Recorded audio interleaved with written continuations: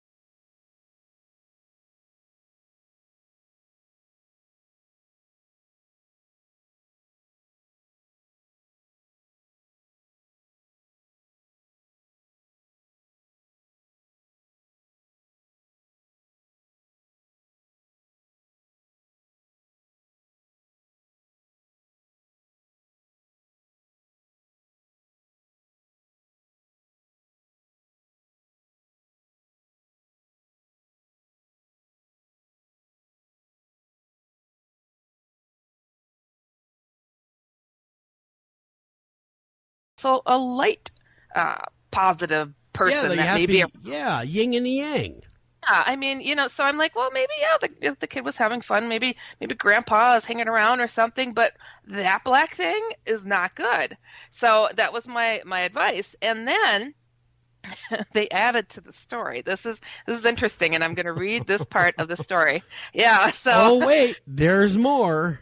There is more. So, okay, this is brief, but a few paragraphs. So, something scary and strange actually happened to my brother yesterday. Now, this was just a couple days ago that I saw this person's story.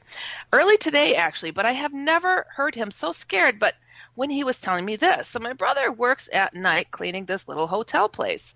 He and his colleague were out having a smoke around 1 a.m. last night, and their ears started to ring at the same time. And then this really tall, dark, shadowed she just says shadowed, was approaching them, and they got scared and ran inside.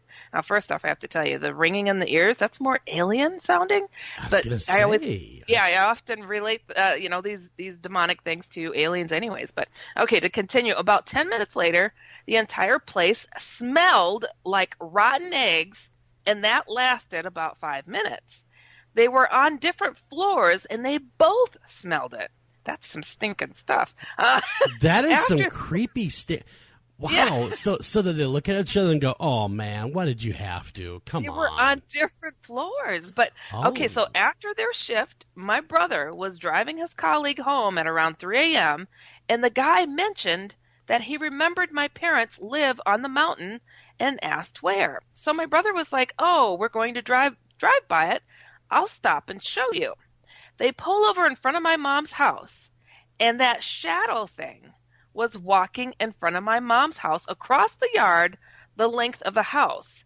He said it was over 6 feet tall, and you could see through it, but it was a dark figure with no features and seemed to be taking long strides. He is freaking out. Does anyone have any thoughts on what this is? Does this sound like a shadow person or something else? When you talk about long strides and talk about what seems to be like a man over 6 feet tall, that is Hat-Man. So apparently something has attached to this family, and it's not just to this poor little kid that's having something hang around it. So yeah, I'm like, they start to put two and two together, and once again, this person was like, I have never heard of this phenomena before, and lo and behold, it's in my life. And a lot of people are like, oh, maybe it's people are seeing this image, and that's why they're all thinking that they're experiencing the same thing, and it's sleep paralysis. I'm like, this is a photograph. These are people up at 3 a.m. seeing something going on. They're not sleeping. They have not heard of this before, and it's happening. It is a real phenomenon, unfortunately. So. Wow, yeah. That is scary. I mean, I've heard emails and talked to people that have talked about seeing the Hat-Man, and of course it freaks everybody out, especially those that have never heard of it before, and they're trying to wrap their minds around what this phenomena is. And once you kind of clue them in, it either calms them a bit or freaks them out a whole lot more. There is no in between. Right. And it's like, for this brother, these are rather close back to back. So the little kid to get this picture of this black pant leg, it looks like, but it's slightly distorted. And then for this brother to see this tall shadowed thing twice in one night, and to have the rotten egg thing, that is so associated with demonic stuff. It's like, ooh, can you imagine when you have your reality shaken up to the extent that this guy did, and this young mom does? It really, in every corner of your mind that you once were calm about, it's upsetting. It's hard to filter. Now, it's interesting too. There was just before coming on the air here, this person got a quote reading from someone online who says, "Oh, there's a positive figure hanging around your child," and described apparently the child's grandfather. Okay. So I'm like, that's probably the positive force that this child's been talking to and is trying to protect the kid. But that black thing, no, that's not a spirit. That's nothing positive. That is scary. What did they say to your advice when you talked to them? Was there any comment back to you like, whoa, that's kind of scary, and what do I do next? Or what did they say to you? Well, yeah, they were, surprised that this was a thing, that there are others who have experienced this stuff. And I said, what you really need to do is to bless your home. And I don't mean like going out and getting a priest or minister.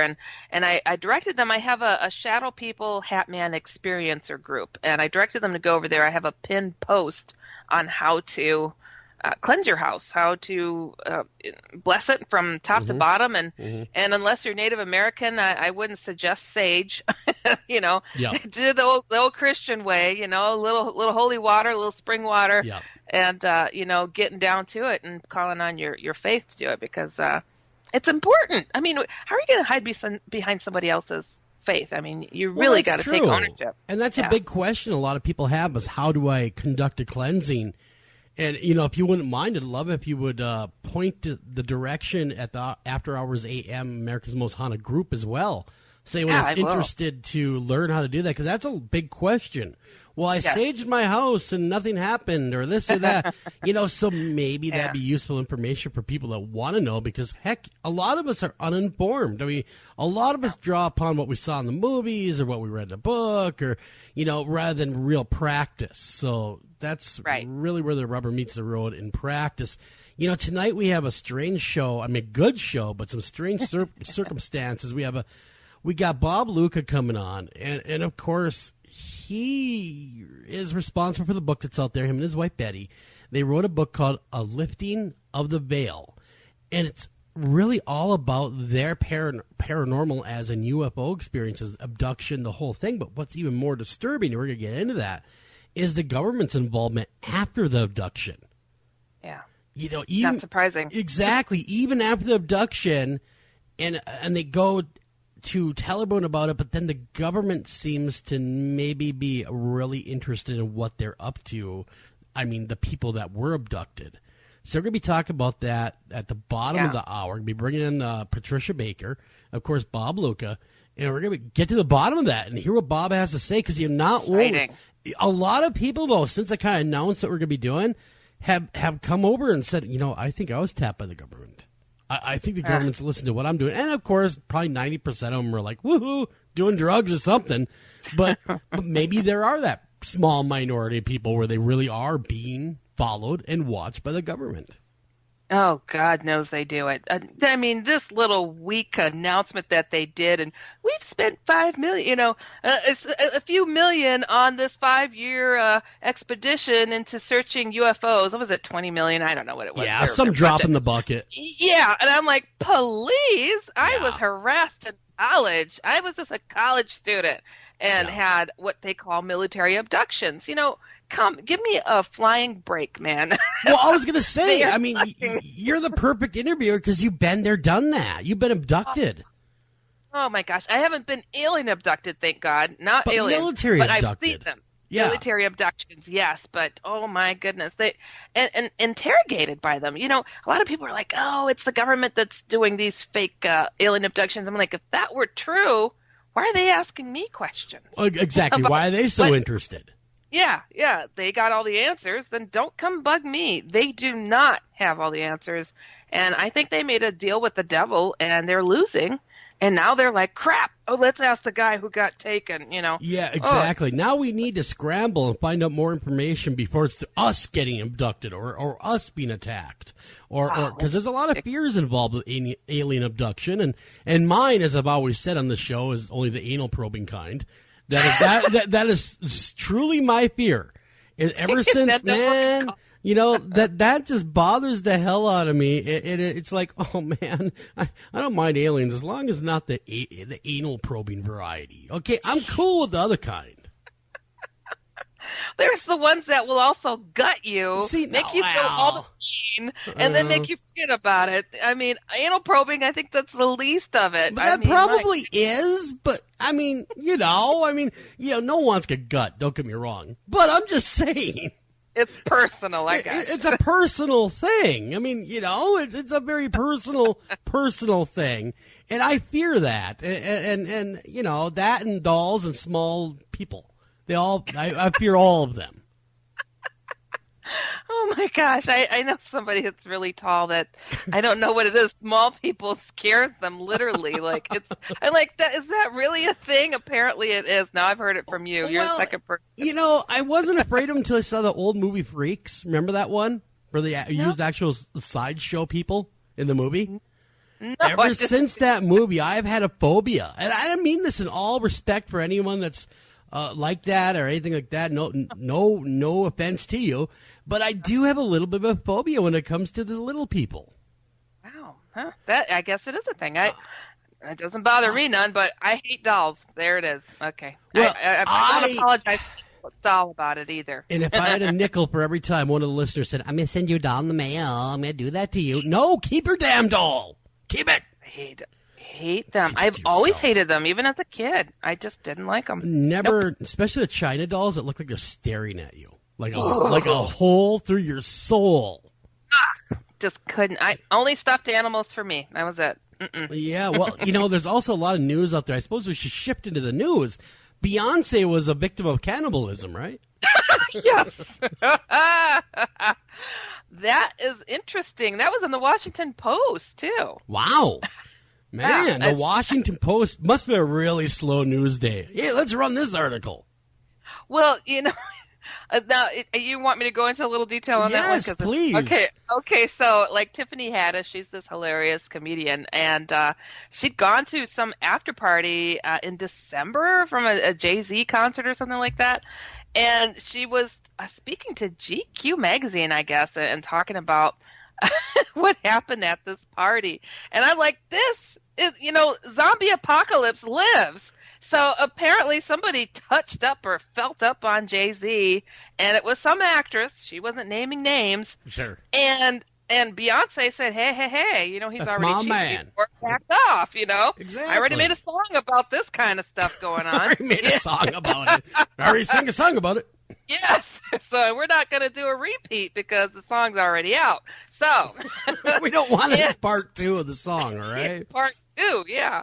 So apparently this actress leaned over and bit her in the face. Wait a minute.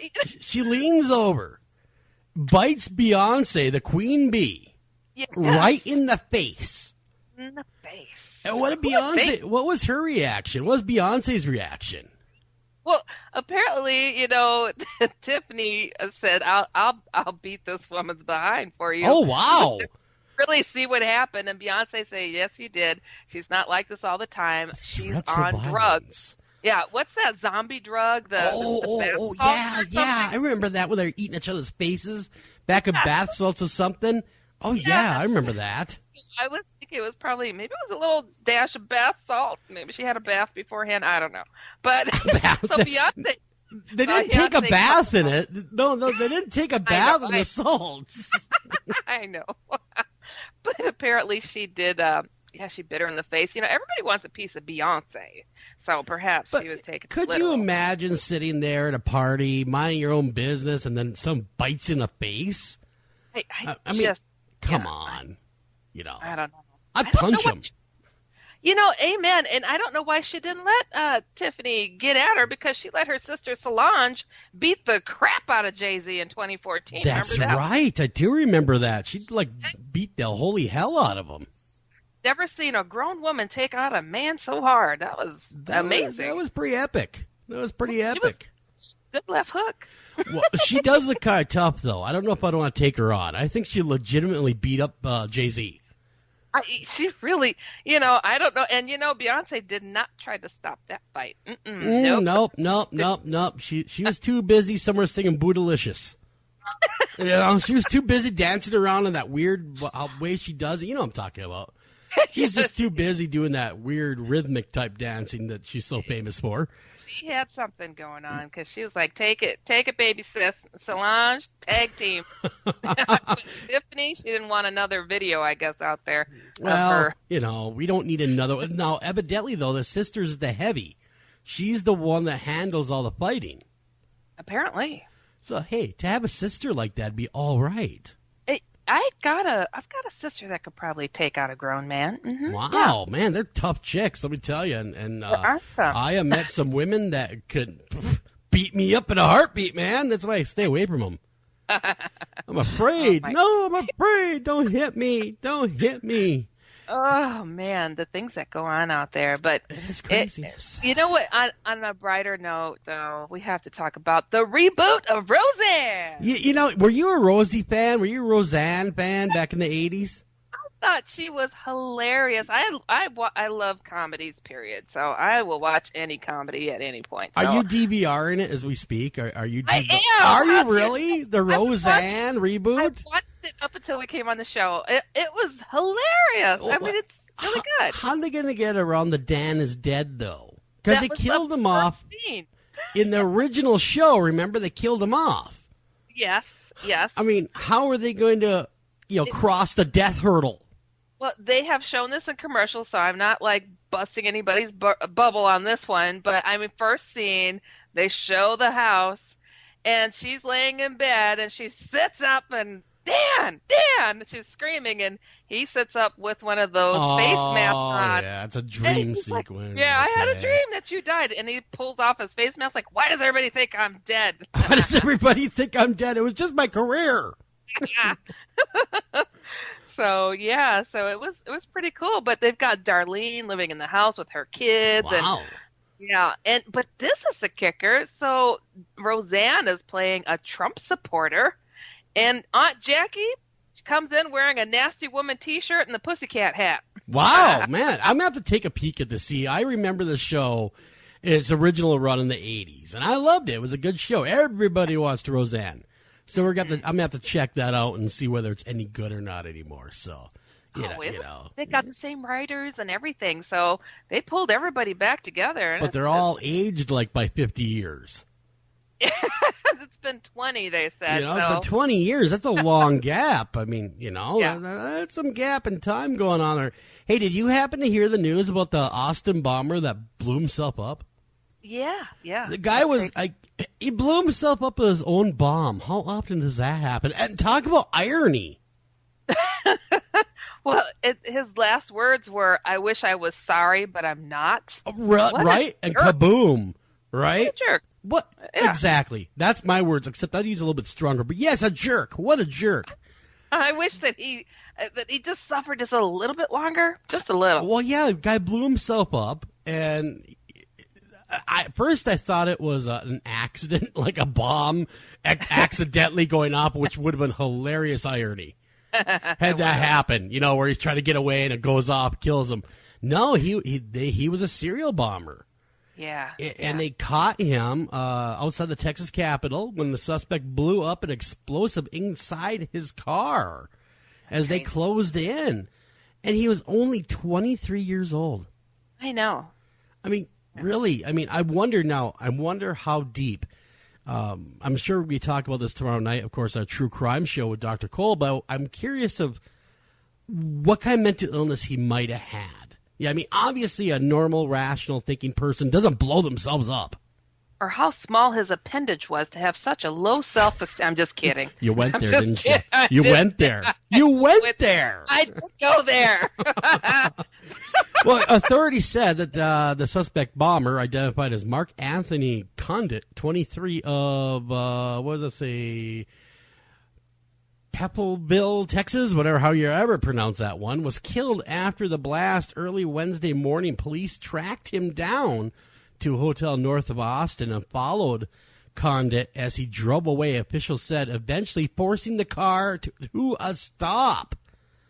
Wow. So then he's like, screw you, coppers. You're never going to get me. Kaboom. I mean, It's crazy. That is insanity. They said their big break came when he came in with a blonde wig and gloves to deliver the package to be mailed. And I'm like, hold on. Here in Chicago, where I'm living, there's so much like these videos of, and the guy walked in and he was robbing the place or he shot someplace up. And they can't identify them, and their face is showing, for crying out loud. This guy had sunglasses and a wig, and that was their big break. and a package that said, caution, TNT. I don't get it. I'm like, how did that makes no, what? I have no idea, and evidently multiple officers near his car banged on the car windows, and of course, Condit said, I'm not sorry, and then detonated the bomb. That's crazy. That is absolutely insane. Where's this world going, Heidi? Where's it going? Down the crapper, as my grandpa would say. That is such a sad state of affairs because you have someone so young and so stupid. Yeah. You know, Yeah. how would he think, hey, I'm going to get away with mailing all these to people or bombing this or bombing that? Yeah. It's just not. I'm waiting for the outcries to stop explosives from happening. Oh, wait a minute. You already can't have explosives. So, how this guy was able to call together. There's so many checks and balances involved now when you go to order ordnance that could become explosive, right? How he was able to get them so easily. Yeah, I don't understand. I don't, the thing that really gets to me sometimes are these investigative shows that will be like, and this is how you do it. Yeah, exactly. Hey, you want to learn how to blow something up? Watch this.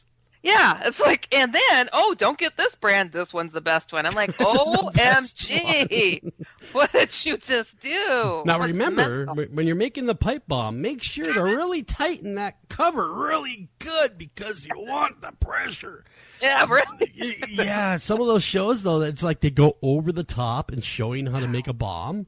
Mm-hmm. Like, here, this is what you do. And, of course, you can find, if you're really, really determined, of course, you can find everything on the Internet to do it. Right. Oh, it's just madness. Yeah, it is madness. It is definitely crazy. And one other quick note, the guy I've been making fun of for, I guess, the flat earth dude, that I've been making fun of forever because, he couldn't blast his rocket off, finally blasted off the homemade rocket. Oh, wow. He is all excited. He blasted off his rocket. And, everyone's happy. But, I'm curious. Now, he was only going to go up 1,875 feet in the air, right? Right. Why don't you just get a airplane ticket? All right? You want to go way up there to see if it's round or not, the Earth? Get a plane ticket. That's true. I don't get it because, they'll go at 40,000 feet. I mean, come on. You can get way up there and take a peek-see. That's true. It makes no sense to me. So anyhow, Mad Mike Hughes actually did launch himself with his homemade rocket. Yeah. Well, he says he was up there, of course, and he was, blast himself off. And the world is sharp. He says the world is shaped like a Frisbee. No, it's not. No, it's not. It is not shaped like a Frisbee, you moron. It is round. It is round. Look at every picture that we have. Everything, even the SpaceX rocket that doesn't have a dog in this fight, shows the Earth what is being round. So he's somewhere in between a flat earther and a round earther? God, no, he says it's shaped like a Frisbee. Look at this, kids. Okay, well, there's two things I want to know from this guy. Number one is, why only 1,800 feet? I mean, come on. If you're really going to blast off, you may as well blast your way out to orbit or whatever. But number two is, are there guardrails, if it's flat, on the Earth to stop us from going over the edge? You would think there'd be a caution sign. Don't go any further, you'll fall over. The end is near. The end is near. Like just a caution sign, or even a road construction sign. We're not done building it. Oh, that's like the Langoliers, right? Yeah, exactly. Exactly. So Mad Mike Hughes, who has been likened to a cartoon character, Wile E. Coyote, propelled himself into the sky in a homemade rocket on Saturday, landing hard in the Mojave Desert. The 61-year-old limo driver said he was fine, apart from his back aching a little bit, but he also did not really talk in depth about the flight. So I'm curious now. He says, this is his quote, he says, "I'm tired of people saying I chickened out," and I'm one of those people. I actually got a hold of him and said, "Yeah, Mad Mike, you're kind of a wimp. He didn't even do it because he chickened out. It's supposed to happen Super Bowl weekend. He didn't do it." So I talked to him on the phone. He was going to come on the show until I come with chicken. I shouldn't have called him a chicken, but I said, "Hey, man, you got to blast this thing off. No one respects a weenie. All right? You got to do it." If he had the Colonel's secret flavor or something. Exactly. This is his official statement. "I'm tired of people saying I was a chicken. I did not chicken out, and I didn't build a rocket just to let there and sit there and let it collect dust." I can't do it in his voice perfectly, but I'm trying. So evidently he did blast himself off. He did go up there, but he does come down with really no conclusive evidence on whether the Earth is round or flat, although he does say it's like a Frisbee. I dare someone to make a meme of him as Colonel Sanders. You know how they all switch off? Oh, yeah. I say, boy. Yeah. Exactly. The Earth is a frisbee, don't you know? Oh, my. So Mr. Hughes worked on overhauling his rocket in his garage for months before the launch on Saturday, which was given the go-ahead by Alberta Okra, who owns Amboy. Whatever Amboy is. They act like Amboy. We should know what Amboy is. You don't know what Amboy is? No, I don't know what Amboy is. I'm thinking that is the airfield he utilized. Gotcha. So he converted a mobile home into a ramp. Wow, he took the wheels. He put the wheels back on his house. Good for him. Made a ramp out of it. Okay, we got to get out of here, though. I just looked at a glance at the time. We have to get out of here. We have to get guests in here. Don't go anywhere because this is going to get interesting really, really quickly. Patricia Baker, Bob Luca will be out joining us right after this quick message. Give us like 3.5 minutes, and we'll be right back right after this.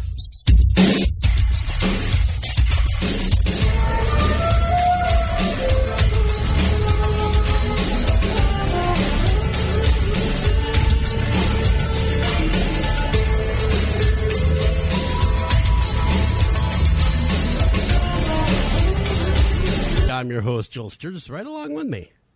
Heidi Hollis. Hey, Heidi. You made it. We made it to the other side of the break, and tonight we have Patricia Baker. So we're going to hang up our call so that Joel... Magic wand. That's all we need is just a little magic wand to make everything go correctly, and we will... Well, it's a possibility, I suppose. It was awfully odd, because normally our call system's rock solid. For some reason, it would not allow us to add you in the traditional way. So, well, I have had that problem in the past. It was a very, very odd set of circumstances, but welcome to the show, Bob. We're happy to have you. Thank you. And thank you so much. Yeah, I'm going to give everyone a little bit of a backstory. Bob, you were just an everyday Joe until you had your own encounter. I mean, we've talked a little bit back and forth. You were not looking to be abducted by aliens or have anything to do with aliens. And here, you and your wife, Betty, you find yourselves going headlong down this path of UFOs and government and conspiracy and cover-ups. Well, that's true, and it's nothing we were looking to get involved with. Yeah, I'm trying to wrap my own head around it because I was given a lot of documentation before the show came on. I went through it, and quite honestly, Bob, I've interviewed a lot of people that have claimed a lot of things, but look at your documentation; it's all in black and white. That's scary. Well, I got quite a bit. There's a few that I've missed, but I got, I think some of the more important ones in print. And I had to chase the FBI for quite some time before they actually admitted that they were keeping the file on us, because they had previously denied it under earlier Freedom of Information Acts that I had filed on them. They just simply denied it. And even my certified mail, the return receipt, was returned to me from the FBI headquarters unopened. Oh, they wouldn't even pick up. Yeah, they wouldn't even pick up them. I got to be a real pain in the bottom side for them, I guess. And they just they didn't want to deal with me anymore, but they had to, because I just kept writing. And the thing is, we deserve to know that this stuff is going on. These people, and I'm talking the FBI, the CIA, the military-industrial complex, have acted as if they're above the law, and they're not accountable for any of this stuff that they're doing, not just to my wife and I, but to numerous other people as well. And it's just plain not right. My hand is raised over here. I can totally relate, and I've been there. I would love to hear the more background on what it is that they actually did to you, and how did you come to this requesting Freedom of Information Act? The way it started, when the first book was just about to be released, the Andreasson affair, we started to notice these black military-looking helicopters over our house. And they got to be kind of frequent, so I started taking pictures of them, and I sent them to Ray Fowler, who was the chief investigator in the Andreasson affair case. And he said, well, I wouldn't think too much of it. He said, you're probably in a flight path. Well, the next thing that happened was the IRS decided that they were going to help us every year to keep track of our finances. As in auditing you, I'm going to suspect. Oh yeah. It's just, I think we had 3 or 4 audits in a row. So, and they weren't. How gracious of them. Well, the thing is, it was obvious harassment. The CPA I had at the time, we actually got into shouting matches with them. They refused to take canceled checks as payment for like water and sewer taxes and my statements from the. I had to go to the bank and get signed statements for the IRS. I had to go to the town and get signed statements regarding the taxes I had paid and whatnot. And that's pure and simple harassment. Mm-hmm. And we got to one point, they asked me for documents that were more than 7 years old. And I know I didn't have to supply that. So I told them, I said, I'm not going to give you those. Yeah. And the auditor said, well, look, he says, we can audit your ex-wife and get that information. Well, she and I didn't get along too well, so I told him, I said, go ahead, knock yourself out. Have fun, yeah. Go after her. I guess, Bob, we should really back up and we should talk about the alien encounter and then work our way back around to the government involvement. Sure, no problem. The very first thing that started with myself was back in 1944. My dad was overseas during the war, and my 5 uncles were all overseas as well.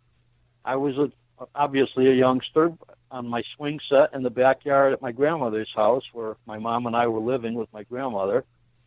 And even as a kid, I noticed a bright white light in the sky.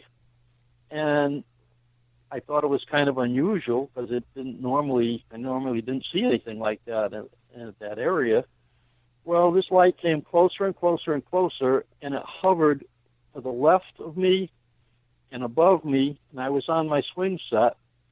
And then a very thin beam of white light about the size of a pencil lead came out, struck me in the forehead. And when it did, I became frozen, I guess you'd say. I could not move. It was like I was paralyzed. And as this thing tipped, I could see there was a dome on top of it, and inside the dome were what I described under hypnosis as 2 little people, which turned out to be what today is known as Greys. And they told me that they were doing something that was going to be good for mankind, and they told me that in the future, people that had seen them would meet and would not be fearful. Well, I was told to forget about it, which I did. And then moving along to 1967, I'm riding along in my car. I'm going to the beach. It's a beautiful sunny day, 11 o'clock in the morning. And as I passed an area known as the Trap Rock, I noticed there were 5 men working on a railroad spur that came into the quarry. But they weren't working. They were all looking up. So I looked up to see what it was that they were looking at, and I was surprised, to say the least, to see these 2 huge cigar-shaped objects that were very just brilliant in the sun, like polished chrome in the sun. And they were traveling side by side, and from where I was, they were heading toward New Haven. Well, I pulled my car over to watch, and I couldn't help but notice the details. No wings, no tail section, no exhaust, no sound. This is obviously not an airplane. Well, as they were traveling along, they looked more like they were floating than flying. Out of the belly of each one of these objects dropped 2 smaller disc-shaped objects. One went off toward New Haven, and one went off in the opposite direction. Well, thinking finally when they were out of sight, thinking the show was over, I started to continue my ride to the beach. I got down the road a couple miles in this very rural area, and one of the smaller disc objects was coming back. And I saw it settle down to within about 5 feet or so on a field right next to the highway. And I thought, this is fantastic. And then all of a sudden, there was a brilliant flash of red light that I can only describe it as like a ruby laser, very intense red. And that struck me, and somehow I was moved to the interior of that craft. Well, just when I was in. Bob, sorry, go ahead. Bob, just so I understand, you were standing outside the craft, then you get hit with the beam, and then you're automatically teleported into the craft? Right. I was in my car. I wasn't standing. I was in my car. Oh. Wow. And I saw the flash, and all of a sudden I was inside this thing, and it was cool. It was cooler than the outside temperature, and these little gray guys were in there. First there was one, and then more came up. It was a total of 5. And I was asked to remove my clothing, and I was put on a table or operating table or something that looked like that, but it was a clear glass or rubber plastic or something like that. And I was examined. So what was it? What was your state of mind though at that stage? I mean, were you just kind of numb to what was going on and just compliant? How about really scared? Okay. I would be too. I would be too. Yeah. Well, I find that people, they do what they're commanded and they're just, boom, like a robot, like they have no control. Well, the thing was, once they put me on this table, I couldn't understand it really because it was almost like somebody put super glue on my back. There was no straps, no restraints, and yet I could not move. And I'm telling them, I want to get out of here. I want out of here. And they're telling me, don't worry, be calm, you won't be hurt, things like that. So eventually I figured out, hey, there's nothing I can do. But they did some things that appeared silly to me. They gave me, I can only describe it as maybe a physical exam. They actually scraped my skin, my nails. They took a sperm sample. And then I was scanned by something that I could, I don't know, only compare it to maybe an X-ray machine. But this thing came out of the ceiling, and it scanned my body several times from head to foot, and it emitted kind of a pinkish red glow as it went back and forth over me. Well, when they were done, I was somehow, again, instantly put back in my car. And at the time, I remembered everything consciously up to the point of the red light.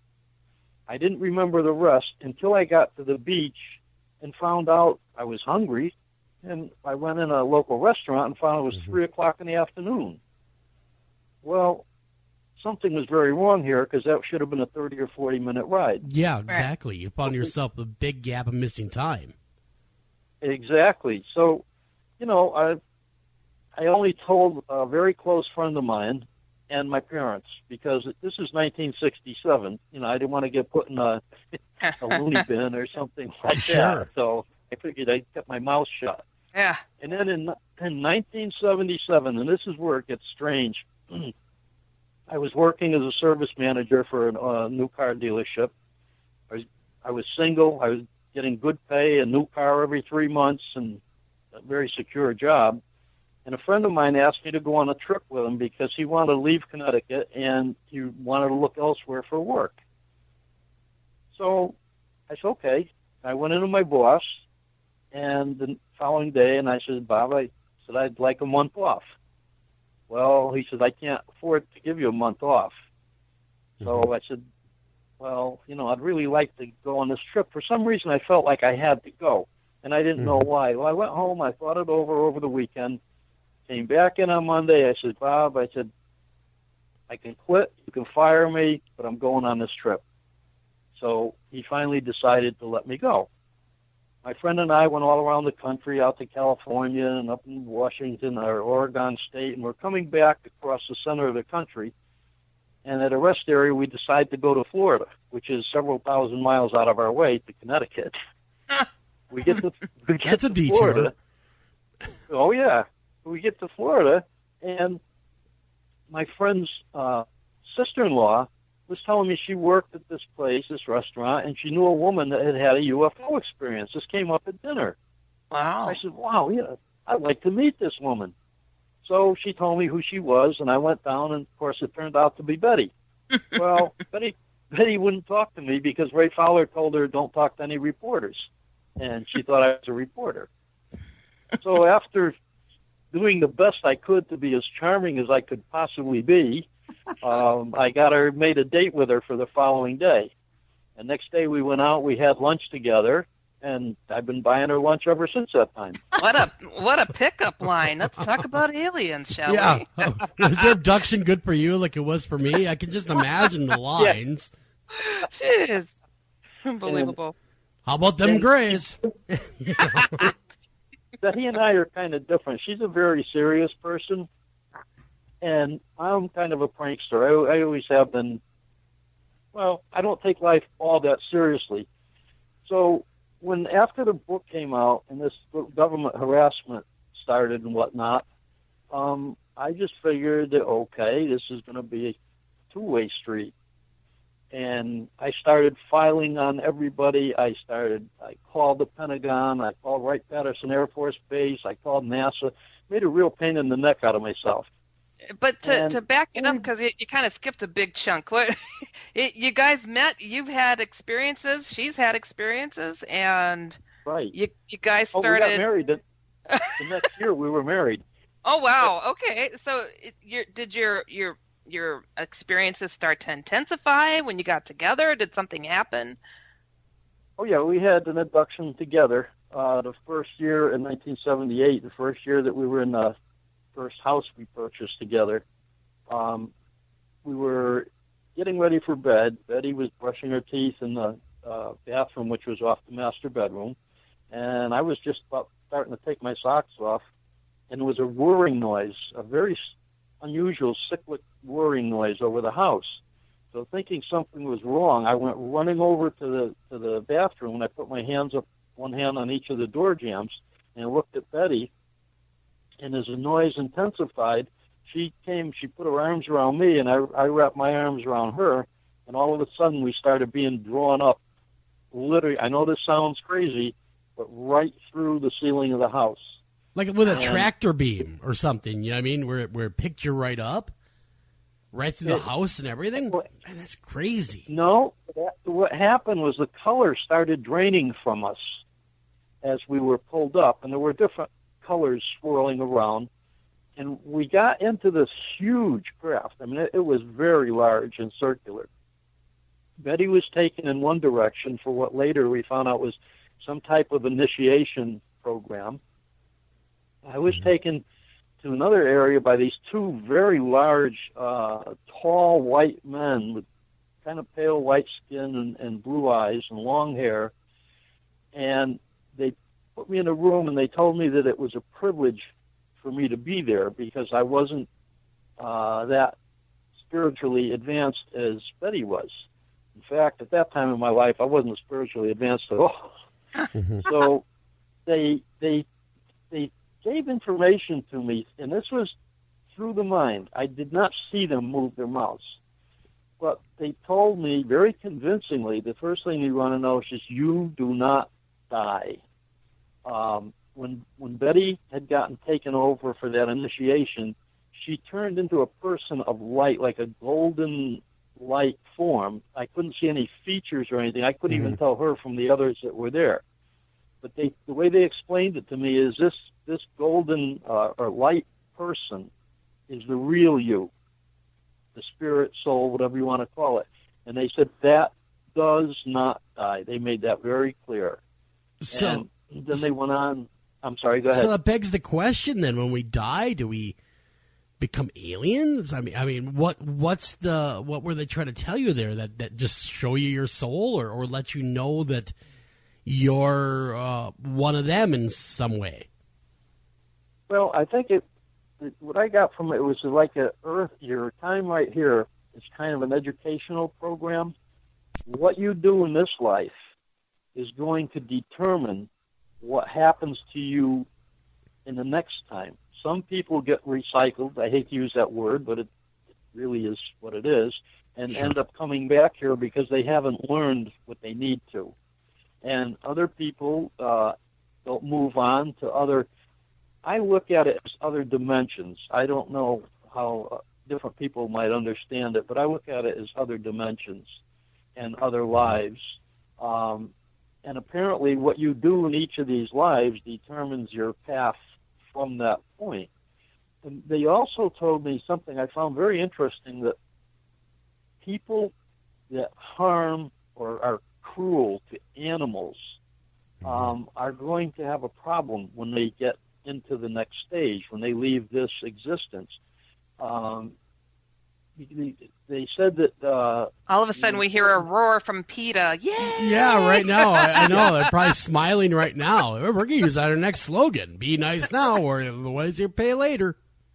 Right. Well, Goodness. They made it very clear that the animals were much more important than we knew, and that there would be a price to pay for those that are cruel to animals, harm them, and so forth. Which, yeah, I can see that, because I'm an animal lover myself, and I hate to see animals hurt. So, if this is what happens, this is what happens. But Fascinating. When Betty was finished with her initiation, she was returned, and I was returned to the home. And the only memory we had right at that instant, we knew something unusual had happened, but we didn't know what. Mm-hmm. We remembered the cyclic noise and me running over to the doorway, and all of a sudden, things just getting strange. And that's the only conscious memory. The rest was obtained under hypnosis. So no examination, though, on this. These didn't seem like the same beings who had abducted you before. These were more spiritually evolved beings. Is that your understanding? Well, the Greys were there, as well as these tall-robed people. I say tall. I'm like 6 foot tall, and I came not quite up to their shoulders. Mm-hmm. They're probably 7 foot or a little more. Well, I got the impression that they were the real leaders, and that the Greys were more like workers, if you will. Okay. Well, did they ever tell you why they're abducting you? Was there a reason to bring you on the craft? I mean, did they say, this is why we have you right now? Well, here's where it gets interesting. Remember, I tell you back in '67 that they took sperm samples from me? Yeah. They said, and not to me, but they told Betty that mankind is going to go sterile, and they are trying to preserve the seed. Now, what happened, what's interesting is that the several studies have been done, and they show that the sperm count in men, especially Western men, is dropping at a very rapid rate. So, in fact, it's possible mankind may be going sterile. Sure, I've heard that as well. I've read that other places where, we just are not as potent as we once were as a species. Yeah, but do you believe them? I mean, these beings are known to be big, fat liars as well. So did you believe what they were telling you? Well, in a situation like that is so strange or alien, no pun intended there, it's kind of hard to really wrap your head around anything at the time. But when coming back, here's why I started believing this stuff. First off, yes, it looks like man is going sterile. Second, Betty was told in her 67 abduction that the craft, she was shown the craft she was taken on. And that craft had a huge donut-shaped ring around it, and they told her that they circulated liquid mercury at high speed. Well, today, our TR-3B, according to experts in the field, say that aircraft uses that type of system. It's not actually the propulsion, but what it is, when they spin mercury at a high rate inside an enclosed tube like that, it negates the effect of gravity by 89%.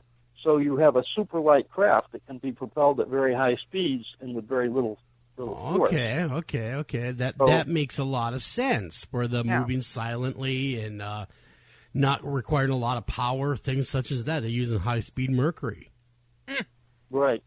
So, I started seeing these things falling into place, and, okay, so this is believable because they told us this years ago, and now it's coming to pass. And I think the investigators missed that in '67 as a point that she did get information from another source, because Betty had no clue in 1967 that mercury could be used to lower the effect of gravity. Right. And then when I started looking into the ancient Indian writings from India, you see that they talk of the Vimanas, which had mercury rotating in a tube. And that was what they described as their spacecraft that could go out of the Earth's atmosphere or under the water equally as well. Interesting. So Well, how do you not? exactly. Yeah, how do you not believe? I was just going to say, we have to run a break. We don't want to miss any of this, so we're going to be right back right after this. We're going to talk more about the abduction. And, of course, Patricia Baker, we have her on the line as well. Yes. And we're going to kind of get into that as well, how she got into this case. Don't go anywhere. We'll be right back right after this.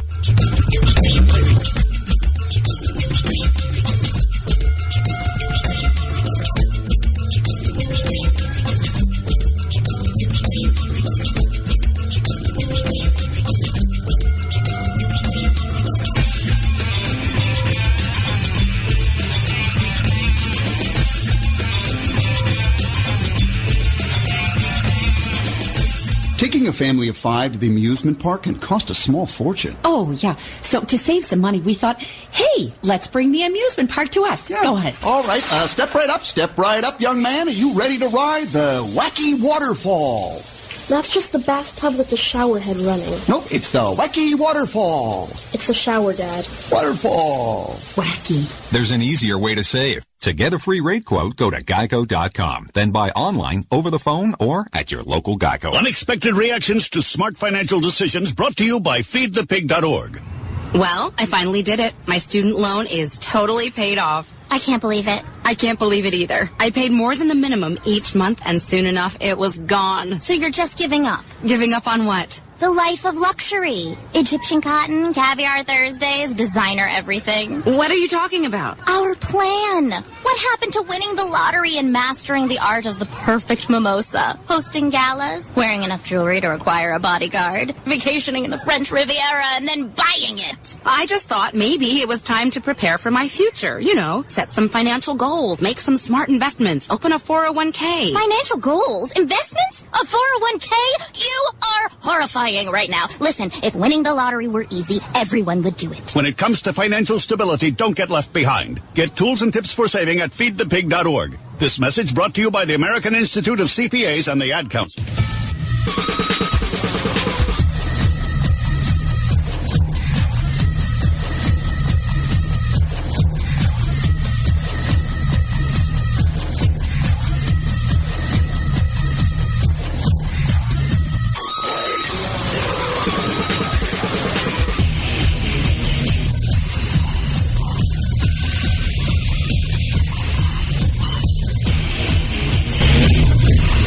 Welcome back to After Hours AM, everybody. I'm your host, Joel Sturgis. Right along with me, Heidi Hollis. Heidi. You know, Bob is really laying it down here, and in such great detail. Not only one abduction, but 2 abductions, and then a multi-abduction where him and his wife both get abducted at one time.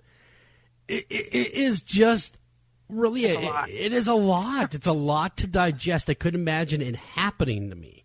No. You know what I mean? And of course, Bob, you mentioned hypnosis more than once. Who put you under, right, and who was the organization, and were they surprised, or were they already suspecting this? Well, originally Betty was hypnotized in Massachusetts by a Dr. Edelstein, who was a psychologist. And for the second part, after we had met and married and moved to Connecticut, it was a Fred Max, who was also a trained psychologist, that did the hypnosis. The organization was MUFON. They were the ones that first suspected that Betty had an encounter when she sent in pictures to Dr. Hynek of something that she had witnessed coming into her home, which was the 5 beings.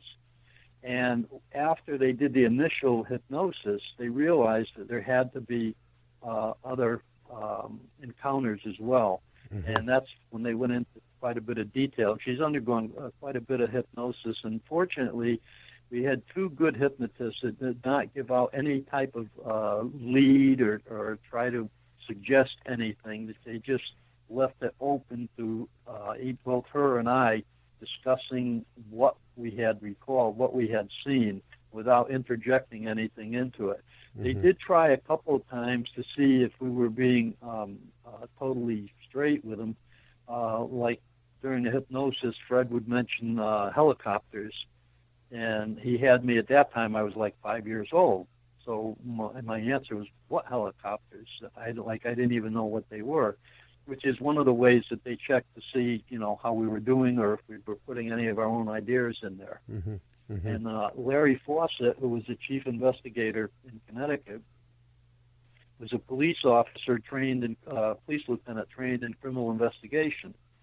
And believe me, he questioned us mercilessly, under hypnosis, out of hypnosis, calling us on the phone. And he told Ray Fowler when he came into the case, he says, "I believe that this is a hoax." He says, "And if I find that's the case," he says, "I'm going to make it public." And Ray agreed to that. And, of course, Larry got involved through all the hypnosis and whatnot. And, of course, he never found a hoax because there wasn't any. Exactly, and that brings us to Patricia Baker. She's also on the line with us, and she was one of the investigators on this. Patricia Baker, really quickly, is a sociologist, a dream analyst, and a paranormal researcher with over 30 years of field experience. Wow, Patricia. That's some experience right there, 30 years of field experience. And, of course, She is also the accomplished host of Supernatural Girls Radio. You can find that right here on the After Hours AM channel over at iHeartRadio, or you can find it at AHAM, which is over at Blog Talk Radio. So make sure you tune into that awesome show.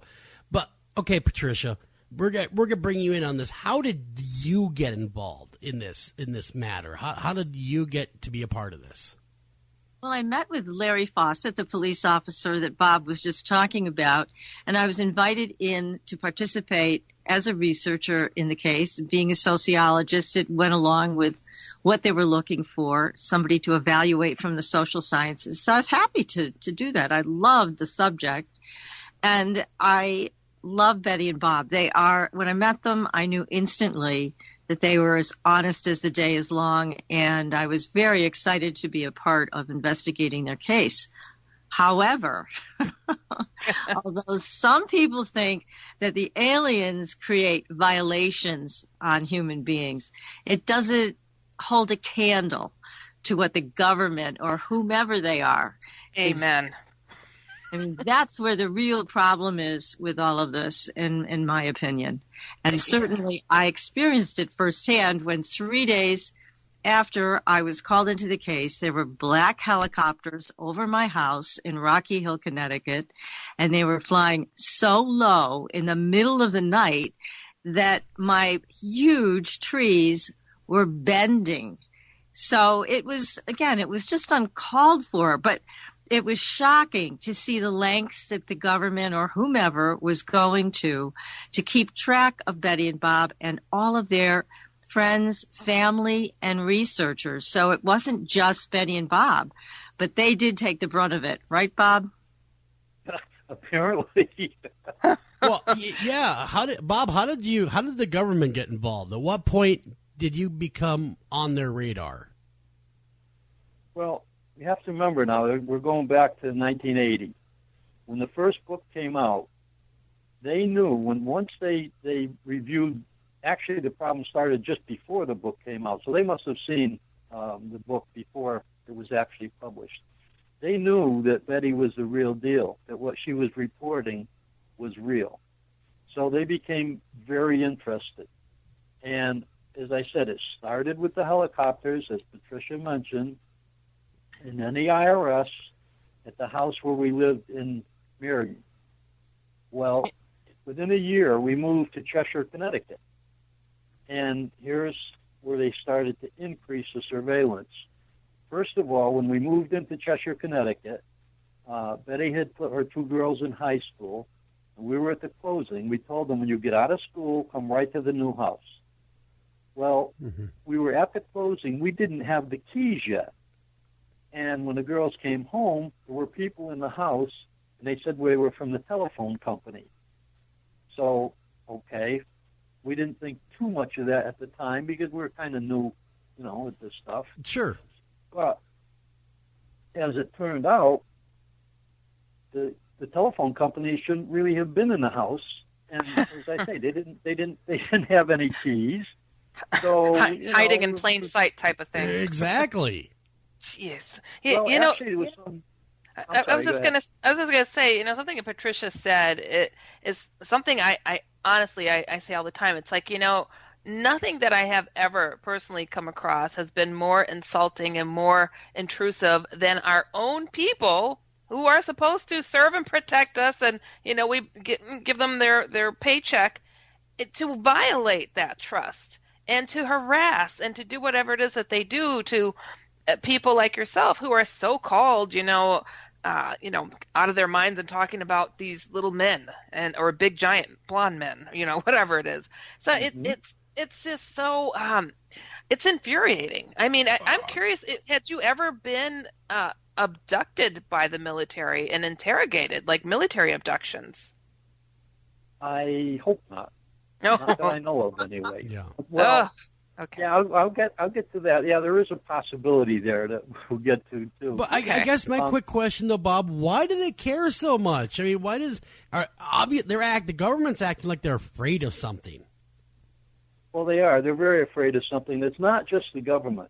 It's more the military-industrial complex, and I'll tell you why. And with an example, a first-hand example, what is going to happen once we learn that technology? And we don't need the oil companies, and we don't need the electric companies. We don't need to buy gasoline for our cars. These are the people in power that control the world right now, all the money. Mm-hmm. They are going to have to take a back seat because we will no longer need their services. And I want to give you a first-hand example that I experienced. When we were living in Florida, I was working as a hydrogen fuel cell research technician for a company in West Palm Beach. They developed a unit for your home. It was about the size of a refrigerator. It made heat, hot water, and electricity with zero pollution. Yeah. And no noise. Okay. And there's other technology like that. It exists already. So what are they? If they have hushed this kind of technology, though, has that been your experience? Well, what happened was we were ready to go into production. They were looking to buy a factory to start producing these, and ExxonMobil came in, and within 3 weeks to a month, we came into work. There was a big sign on the door. It said, go to the Ramada Inn, the conference room. We all went thinking, oh, boy, we're going to move to a new factory and whatnot. We were met by attorneys from the oil companies, and we all got our walking papers and had to sign non-disclosure agreements. Wow. What year was that? That is an example of how badly they want to prevent this technology from coming out. What year was that? Because I've heard of, I knew a scientist who also developed something, and they were shut down. But what year did that happen to you? That would have been about 2002, if I remember correctly, 2001 or 2. Crazy stuff. So it wasn't that long ago. I mean, it wasn't that long ago that we had this technology. I mean, it's been a while, but we've had this technology to free ourselves from the big oil companies, gas companies, electric companies. And you're right, it's all about power. It's all about maintaining that power over the masses or the sheeple, as Churchill would have said, and keeping that really pinned down. And of course, the aliens, or the yin to the yang, they have that technology already. And some would argue that everything from fiber optics to even smartphones we can attribute to alien technology. Yeah. Right. I believe that's correct. In fact, if you look at Ben Rich, who was the former CEO of Lockheed Skunk Works, where some of our most advanced technology comes from, he made several statements before he passed away. He said, for one thing, he says there's two types of UFOs out there. He says, the ones we build and the one they build. And he also stated, and this is on record, on recorded, he said that we have the technology to bring ET back home. He said, but this technology is so tied up in black projects that it will take an act of God to ever get it out to be beneficial to the public. Now, there's a man that's in a place to know, and in a position to know what was going on. Yeah, that's sad. It's sad. And there's also, let me just, if I could, Joel, absolutely bust that in here. Mix also, because they do have a handle on the technology to a degree. But in terms of who's coming into our airspace, they don't have a handle on all of it, nor do they understand it. And I think that is one of the reasons why they were so interested in Betty and Bob. And Betty especially, because Betty is a very accomplished artist. And she was able to draw down to the minutest detail everything about her encounters, including the spaceships and their technology. So I know that on some level, they must have been very happy to get this information from Betty, but they couldn't admit it. They had to do everything secretly. And again, this led to more shenanigans with them. And I know, Bob, you'll talk about how they drugged you in your own house. These are the kinds of things that we're outraged about, I think, all of us on this show tonight, and I'm sure people in your audience. It could happen to anybody. The government wants something that you know. They don't have to come out, apparently, and follow the law. They can do things that are really against the law. Yeah. So, that's the sad part of this. But I do believe that Betty's incredible memory and her ability to draw and paint these things is what intrigued them the most. Patricia, as the researcher covering this, what was probably the most eye-opening thing or element that you came across in their experiences that they told you? I think one of the most eye-opening things would be the fact that they had fairly pleasant experiences. And we know there's a wide here. There are people that feel that they've been tortured and abused and everything else. That is not at all the feeling that I had from Betty and Bob, your encounters. It felt just so much friendlier, almost loving at times, very open-hearted, especially through Betty's initiation process. And all of these things are written about in great detail in the Andreasson affair, which is available on Amazon, as well as their new book, The Lifting of the Veil, which takes everybody up to the present day and their adventures in this field. And I highly recommend both books for everybody because you will get the details. You'll be able to see some of Betty's drawings and paintings. And they also have a website, Andreassonaffair.com, where people can read about all of this and see more of Betty's work. Were these the same beings, you think, always for all their experiences? Or were there a mixture of beings that seemed to be more pleasant versus not so as friendly? I think that they were pretty much friendly all the way along, even with some of their invasive techniques where they were gathering tissue and tissue samples. It just seemed like Betty and you, Bob, we're not scarred by this, whereas some people do end up with a total paranoia about being abducted again. Joel? Mr. Sturgis, I do. right here. I do have paranoia, and I've never been abducted. I just sat through enough shows to go, oh, my God, they did what to you? So, but not Betty and Bob. I never saw that kind of fear, and I know Betty and Bob, you both have a tremendous amount of faith, and maybe that's a lot of what pulled you through. But there just wasn't. There was more of a fear and paranoia around whatever alphabet agencies were involved in harassing them. That's where the fear came. Well, I mean, reading up on what you sent me as well, Patricia, and just FYI, you and I know each other very well. We've talked at length about this. You yourself were a victim of government harassment. You were drugged in your own home as well. It was horrifying. I had actually gone out to dinner with Betty and Bob. I came home to my place in Rocky Hill, and I had a big white dog at the time. She was extremely protective, great watchdog, and she used to get up at 6 o'clock every morning. She'd get me up without fail. After the dinner with Betty and Bob, when I came home, I went to sleep.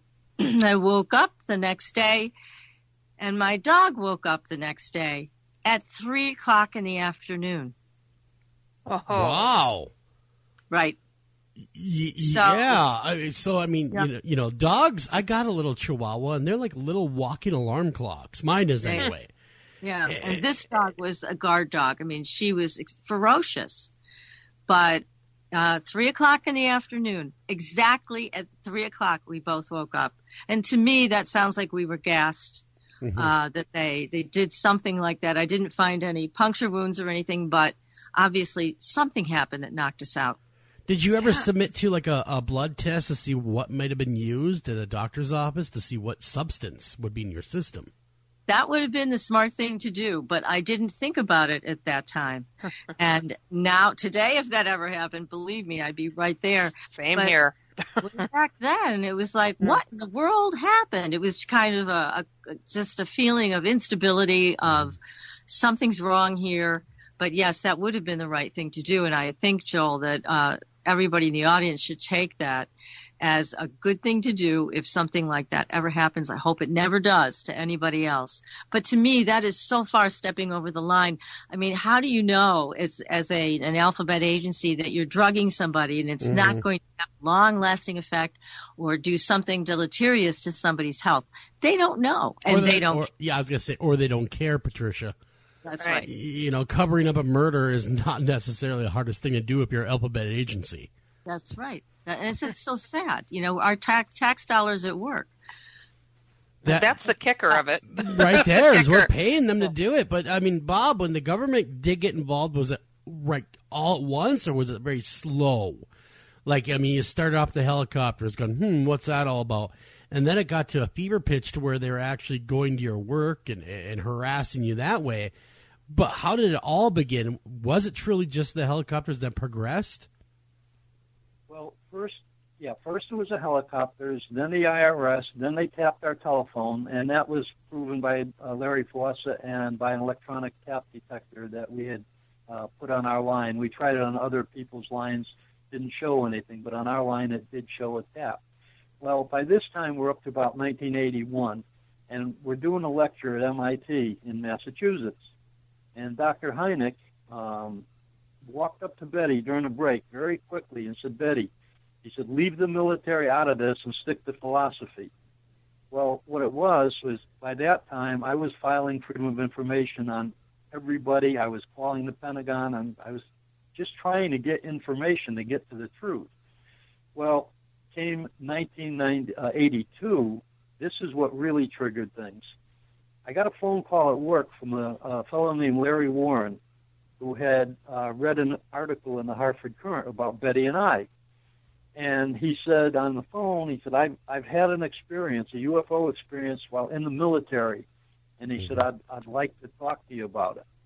Well, I thought, Betty and I had been pranked before and whatnot.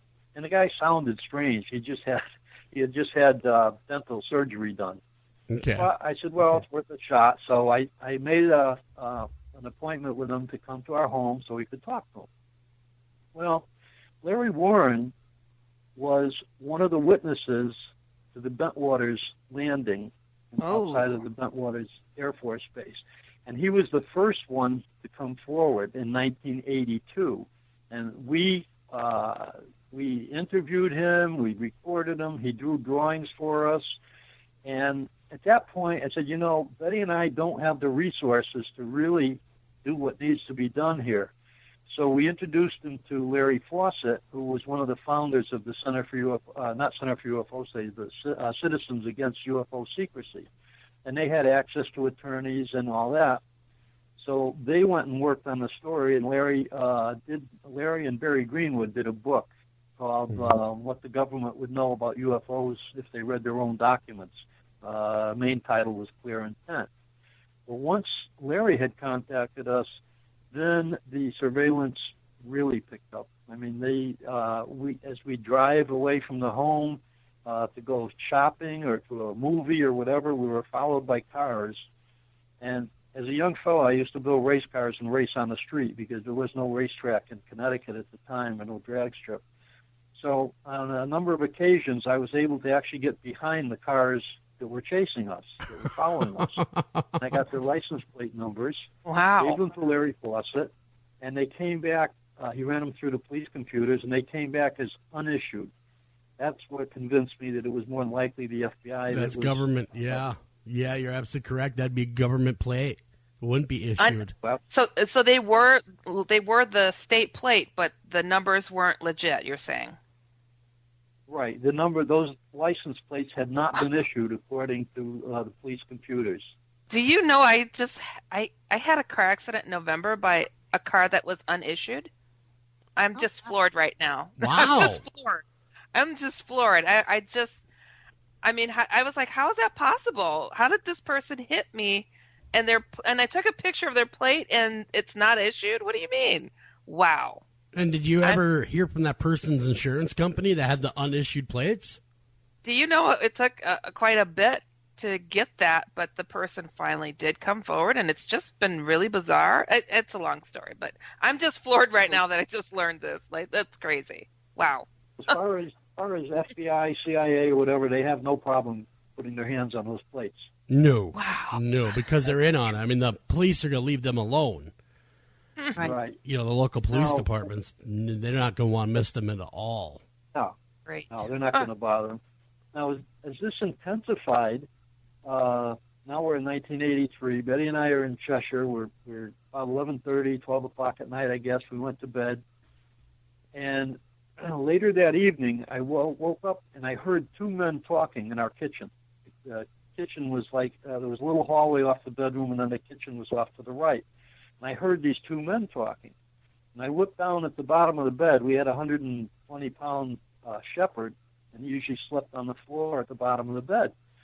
He tried to get up, and his both legs went right out from under him. He fell flat on his face. Wow. So I said, well, this is not good. So I reached in the nightstand and where I kept the pistol. I had a .38, and I was going to confront these guys. Well, the next thing I knew, it was morning, and I woke up with a wicked headache. And Betty said the same thing. She woke up and she said, oh, my head hurts this morning. And we both got ready, went to work, went to our respective jobs, came home, and she said her left arm had been hurting her all day. And I said, that's funny. I said, my right arm has been hurting me all day. Well, we took our shirts off, and both of us had approximately a 1 1/4 inch diameter black and blue mark with a puncture right in the center. Her on her left arm, because she's right-handed, and me on my right arm. That's a military abduction for sure. I've had that. That's nuts. So you and Betty have identical bruises with identical puncture wounds. Do you have any memory at all of what transpired? Last thing I remember is reaching for that pistol.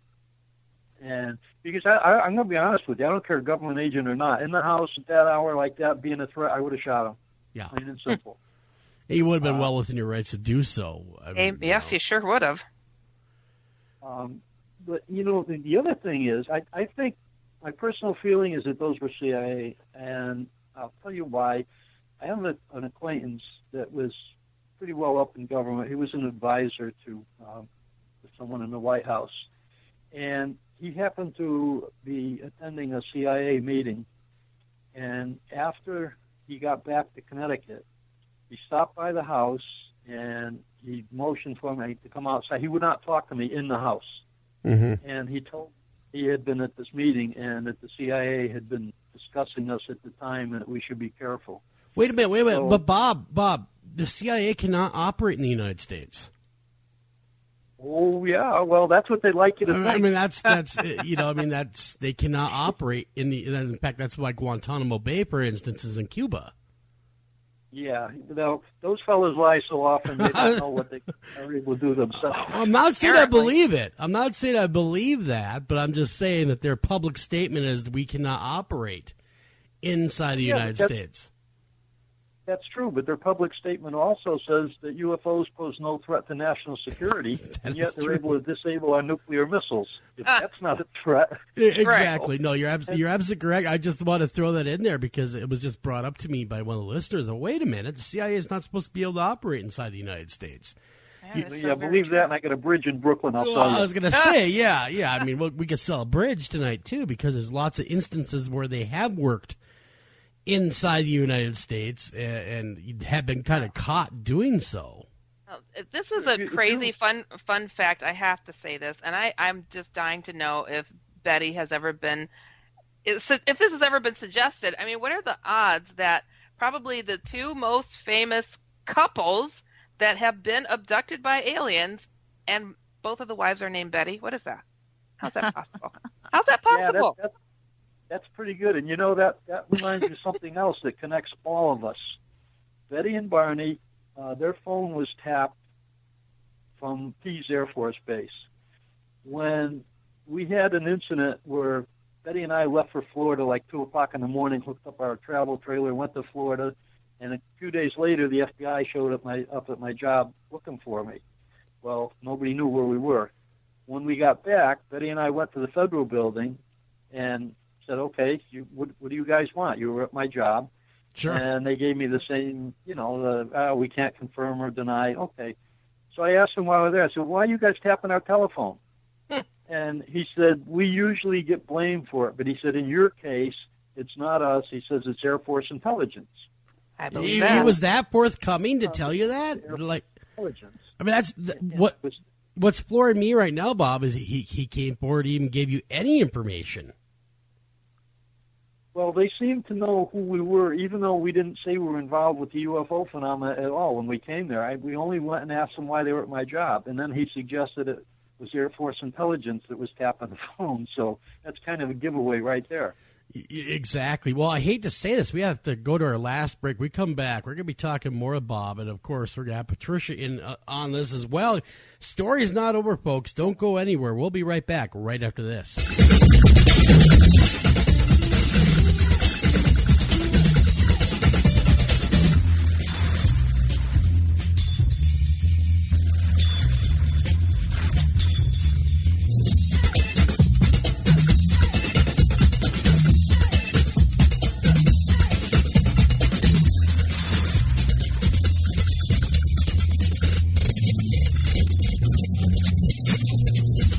Your ideas, work, and creativity that make it your yard. At ACE, we're here to help with hoses and sprinklers to nurture growth, gardening tools for the shape of good things to come, even the right fertilizer and bug killers to make the grass a little greener. You'll find it all now at ACE, your place, with everything you need for your yard, plus helpful advice, almost like we're right there. ACE, the helpful place. Green light. Hey girl, school zone. I'm getting hungry. Car changing lanes. You want to meet me for pizza? Stop sign. Intersection clear. Yeah, street. Pizza sounds good. Ballin Street? Girlin Street! It's hard to concentrate on two things at once, like texting and driving. Stop the text, stop the wrecks. How will you stop texting and driving? Tell us at stoptextstopwrecks.org. Brought to you by the National Highway Traffic Safety Administration and the Ad Council. Do you have a question for our guest tonight? Don't feel like calling the show? Not a problem. Email those questions to afterhoursam@gmail.com. Again, that's afterhoursam@gmail.com.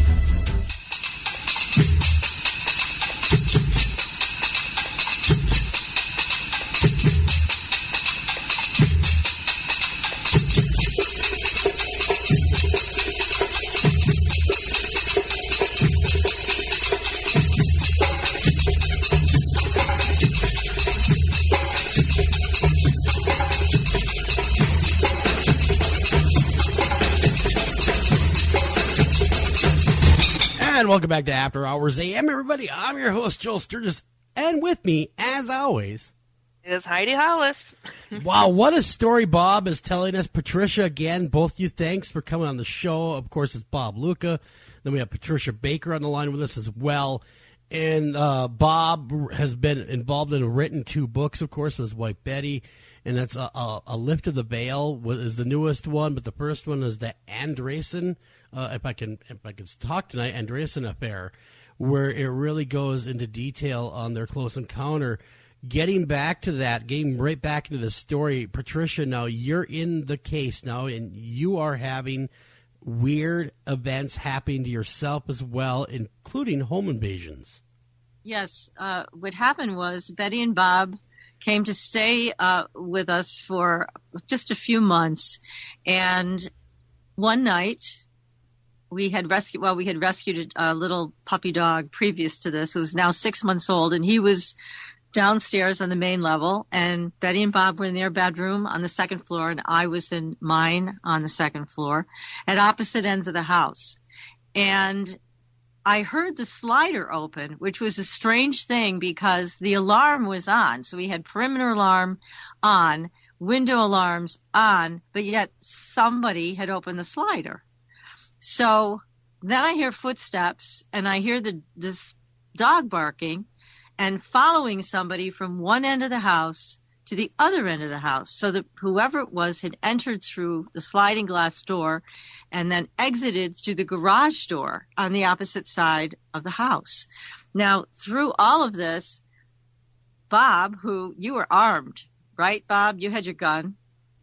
Always at that time. You did, but you didn't think it was us. I mean, you didn't think it was an intruder. You thought it might have been me. And, right, exactly. And it wasn't. So, and I'm thinking, who could this be? And it happened fairly quickly.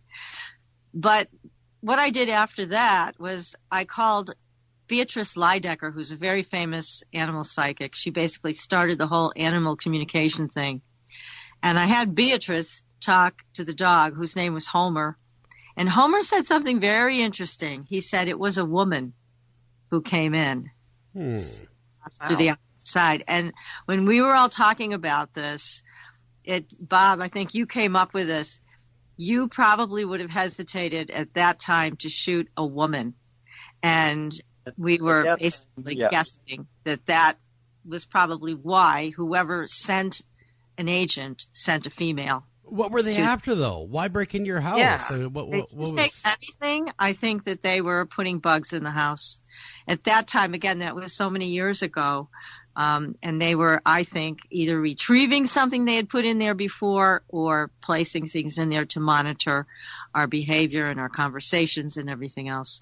You know what's fascinating about this? You know, Men in Black, they'll come and they'll threaten people to keep quiet about what it is they're experiencing, but you guys didn't experience that. You got more of the let's see what they know type of approach, right?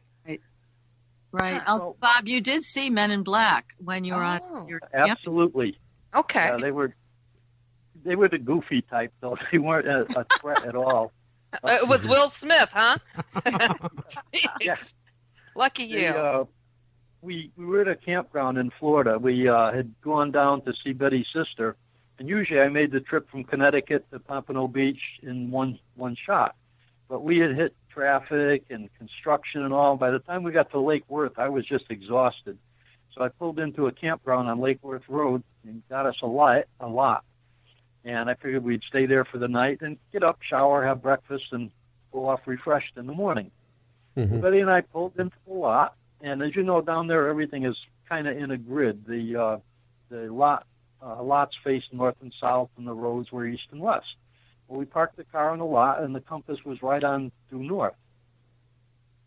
We're sitting there talking for a few minutes, and a ball of light came through the car door, and it looked like a disco ball, many faceted, many colors, and passed slowly through the car and out the other side. And Betty and I both saw it.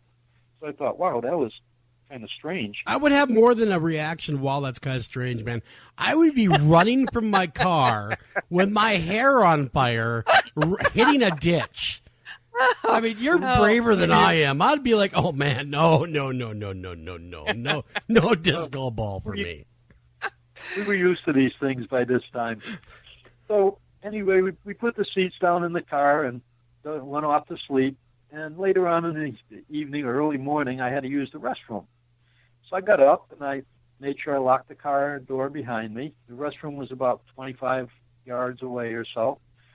So I went in and I'm coming back out. And meanwhile, I skipped a little bit. Meanwhile, this black Cadillac had come in and parked behind us 90 degrees to our car. And I thought, well, probably somebody trying to beat the campground out of their fee. So I'm coming back from the restroom and I approached the back of this black sedan DeVille, four-door sedan DeVille with New York license plates, yellow license plates. And as I'm walking by the left-hand side of the car, all four doors open exactly at the same time. Typical. And these four guys get out, and they are tall. They're very thin. They have on little black rimmed hats, black jackets, black pants, black shoes, white shirt, and black tie. And they look Asian, but as I said, they look almost emaciated. And they're looking at me, they're watching me as I walk by their side of the car. So I'm turning around, and I'm just kind of staring at them because they're so odd. And I didn't feel any fear or anything from them. They looked like a good wind probably would have taken off with it. So I get around the front of the car, and I'm headed toward our car, and they moved around the car as children would, playing musical chairs. They got back in the car on the opposite sides from which they had started, and they shut all 4 doors exactly as one door. It was one sound. So, okay, bizarre. I just chalked that up as a weird experience. That's bizarre. But we get up in the morning.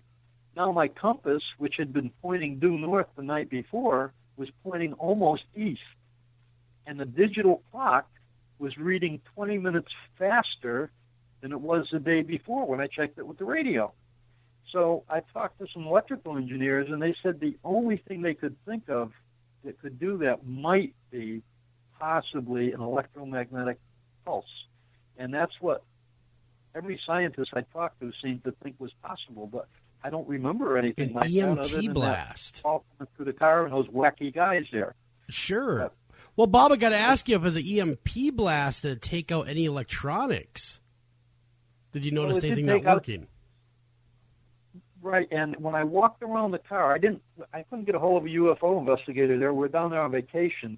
But I walked around the car with a handheld compass, right. And every time I walked around the car, I moved a foot further away from it. The compass pointed right toward the car, as it should. It was attracted to the metal body of the car, until I hit that one spot where that ball came through, and then it would point exactly opposite and turn away from the car, even when I got as much as 5-6 feet away from the vehicle. So something went on that was unusual, but there's no way we could have got anyone to check it at that time. But so one other thing I wanted to get into, too, that Patricia discussed before, every house that we have owned since we were married, since we moved to Cheshire, has been broken into. And I'll give you an example. One place we lived in, Hingham, Connecticut, the only thing that was taken was drawings that Betty had on a piece of paper of the internal part of the craft, the small craft. My goodness. Now, wow. we were living in, now there was jewelry there were firearms, there were computers, but that's all they were interested in. I've heard of art fans, but that's a bit ridiculous. That is going a little over the top. Wow. This was in a rural area, so I had to call the state police and, get a form filled out, whatnot, for my insurance company.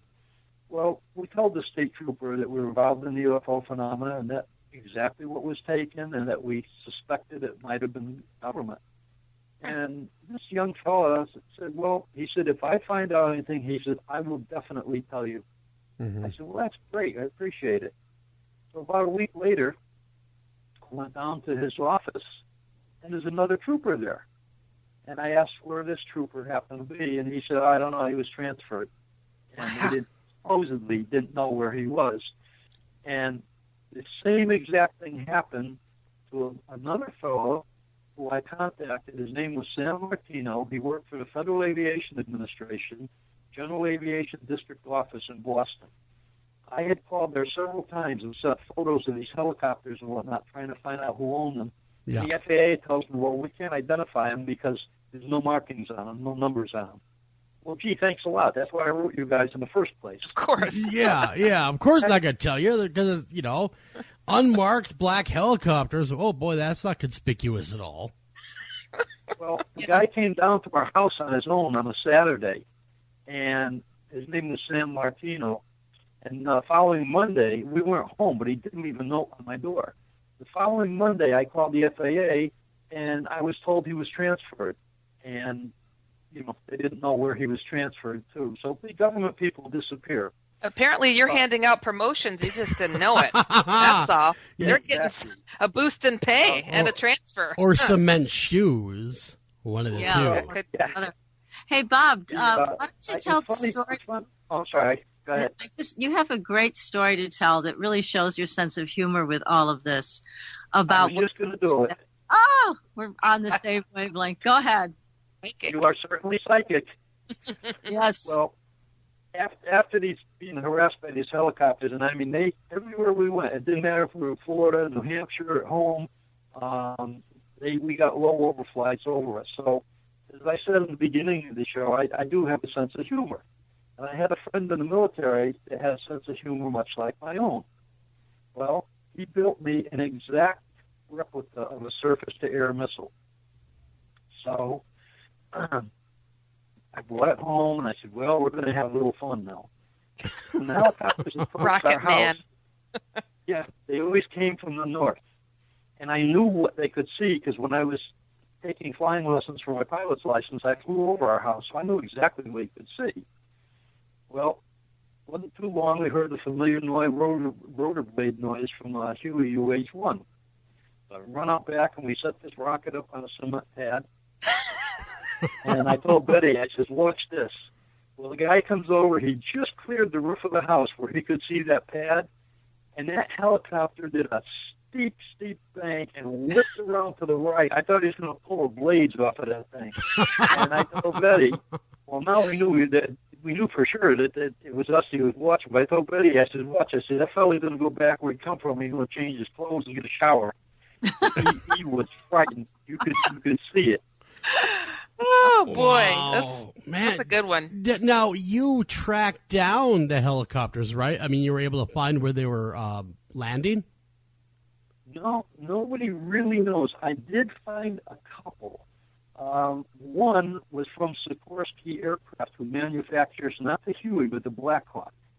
And I was up on the roof putting shingles on, and by this time I wore my camera like a American Express card. Well, this thing came over real low, and I took several pictures of it. I took a compass heading. I knew he was headed back towards Sikorsky, so I called the tower. And they said they had a black helicopter in our area, and it was coming in, and it was an Army helicopter. So I filed a complaint. I get a letter back about a week later apologizing for the low overflight of the Navy helicopter. So I wrote them back and called them on it. And then the reply was, well, it was an Army helicopter being flown by a naval crew. What? So that's not right. I don't think the Navy approves vehicles for the Army. And I was told that any experimental craft that isn't certified yet, that doesn't have ID numbers, would have a white ring around the body. That was told to me by Sikorsky. Well, this one had no white ring and no numbers. So I suspect it was somebody flying out of that area, at least anyway, to our home. You would think, though, after they realized the jig was up and you knew they were watching, you knew that they were watching you and you're watching them, they'd change it up a little bit and maybe not use helicopters anymore. Yeah. I mean, come on, at some point. They use helicopters. They use cars. They took photographs from the helicopters. We were at a campground in Fort Christmas, Florida, beautiful campground. And I pulled our RV into a space, and there was a little opening over the trees, a lot of pine trees and whatnot there. And a small observation craft come in, stopped right over us, and the guy is taking our picture. Well, I was able to get my camera out quick, and I got 2 photos of him photographing us. So, what goes around comes around. Yeah, that's awesome. Why the helicopters? We were at a lecture that we were doing in Phoenix, and during a break, a man walked up to me very quickly, and he had to be military or intelligence, because when this man approached me, he was probably his mid-30s, had a buzz-cut hair, very short hair. His shirt was buttoned perfectly straight down to the center of his belt buckle. His pants were tightly creased, and his shoes were black and shiny. And as he approached me, because I was doing a lecture at that time on the helicopters, he said, "We." That's the word he used. He says, "We are we're only sending the helicopters so we don't have to hurt you." Wow. That's exactly what he told me. So I thanked him, and he walked away, and that was the end of that. I was going to say, Bob, aren't you ever afraid talking about publicly, though, that, of retribution, of being hurt, of being stalked even more, of being harassed? Because is it still going on today? Is the harassment still going on? Is it ongoing?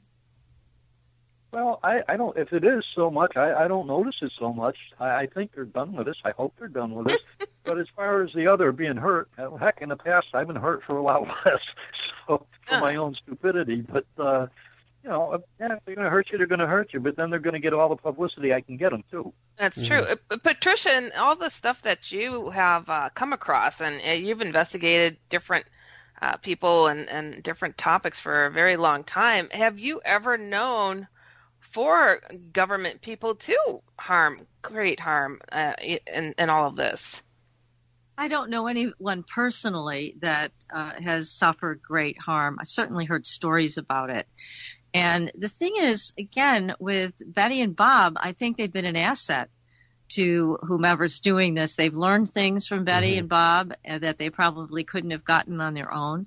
So they don't want to eliminate them, but they certainly have been just incredibly interested over the years, let's put it that way.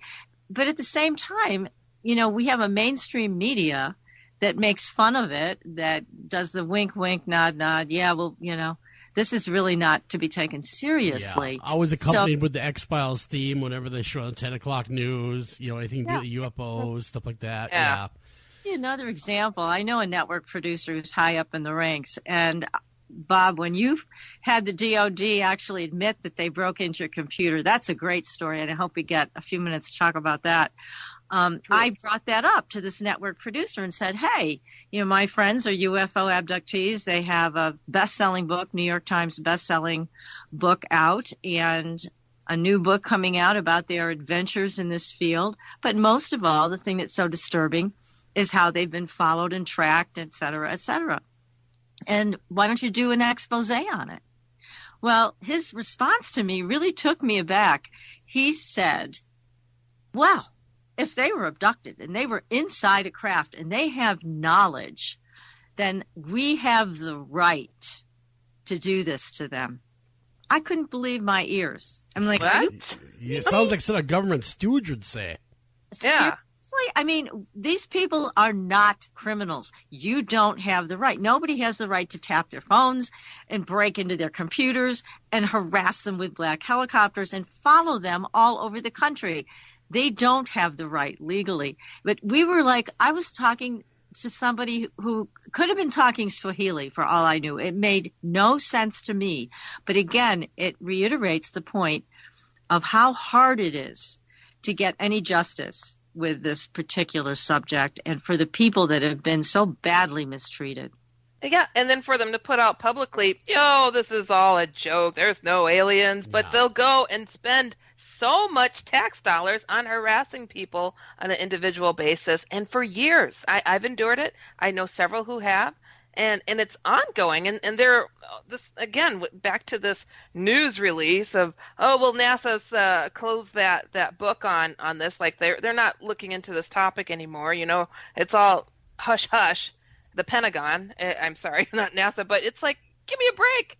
It's ongoing. People are still under their thumb, and it's so disturbing because these are our brothers, our sisters, our boyfriends, girlfriends, whatever, that are working for this entity, our government, to go and pick up people and do this to them. And then you wake up from this and you're like, oh my gosh, I just survived the craziest thing, and you are totally treated like an imbecile. It's disgusting. Yeah, it's absolutely horrifying. When I started broadcasting Supernatural Girls several years ago, there was a black helicopter that, again, came over my house. This is a different house, a different place I live now. Mm-hmm. But they were, again, so low over my house. I could see their faces in the cockpit. And I'm like, here we go again. And all I'm doing is a radio show about the paranormal. But I think, Bob, I'm going to blame you. Thank you.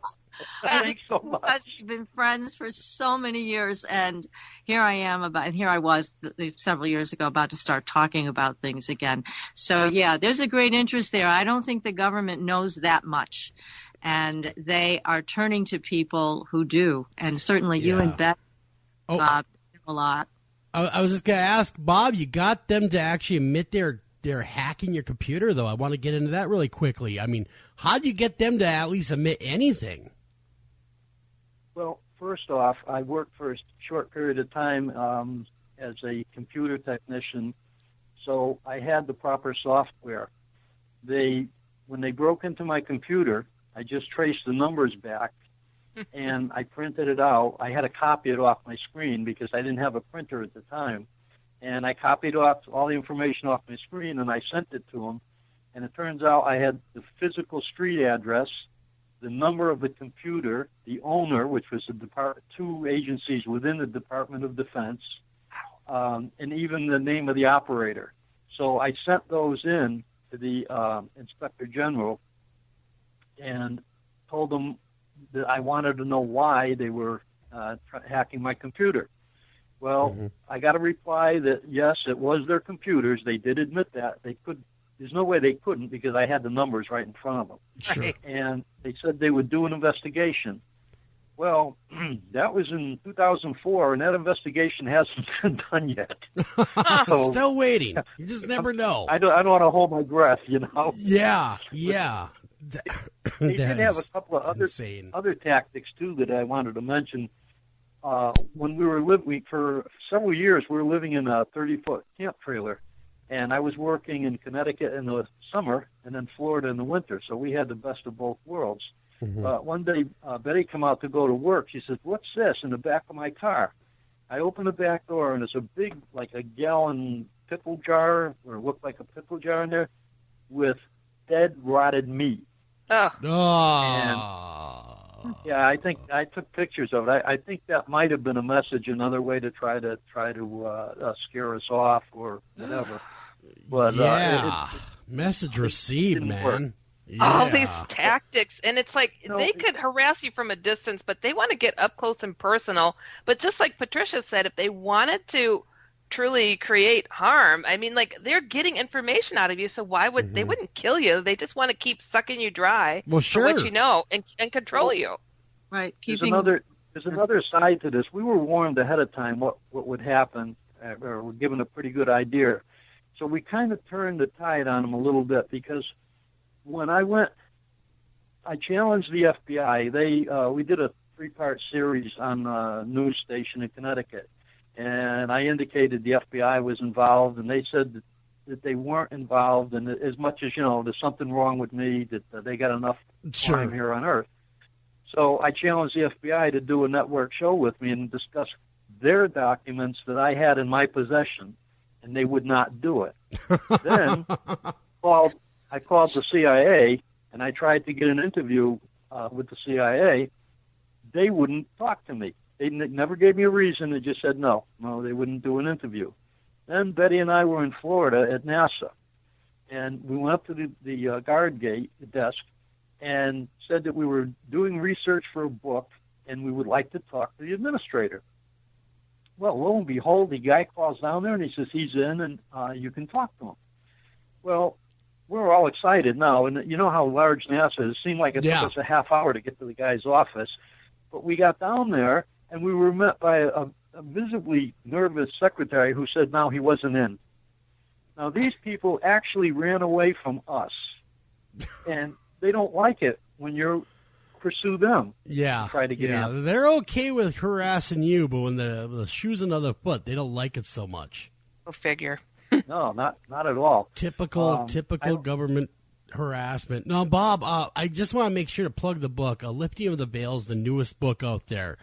Make sure you guys get it off of Amazon and get both the books, of course, that you guys have out there. But that is the newest one. The other one, is, of course, is Andreasson. How do you pronounce it again, guys? Andreasson Affair. Andreasson Affair. Sorry about that. Andreasson Affair, of course, get A Lifting of the Veil, both of them written by Betty and Bob, and check that out. And I got to give Supernatural Girls a huge plug as long as it got you here. Tell us about the big event you have coming up. Oh, my goodness. Well, I went to a seance last weekend that just was mind-boggling with a physical medium, Warren Kaylor. And he's here in the States. He's going to be on my show tomorrow night at 7:30 on your channel, Joel. So everybody be sure to tune in 7:30 to 9, and you will hear from a real physical medium. It is an amazing story to tell, and you guys are going to love it. They are rare. They are very rare. I wish I wasn't live on air. Otherwise, I'll have to download that puppy, though. Of course, it'll be up for download at Blog Talk Radio, other locations as well. Catch that show at Supernatural Girls live every Wednesday night. You can check them out doing what they do best. But Heidi, we got to get out of here. Yeah, this is a lot of fun. This is really interesting stuff. Man, it sure blew by. And Bob, thank you so much for coming on, talking with us about this. Love to have you back on. There's so much more we got to talk about. Truly. Great. Thank you so much. Really appreciate being on. Enjoyed it. Hey, not a problem. Until next time, guys, take care of each other, love each other, and keep looking to the skies. Thank you for listening to this edition of After Hours AM, and please remember to like us on Facebook and also follow us over on Twitter.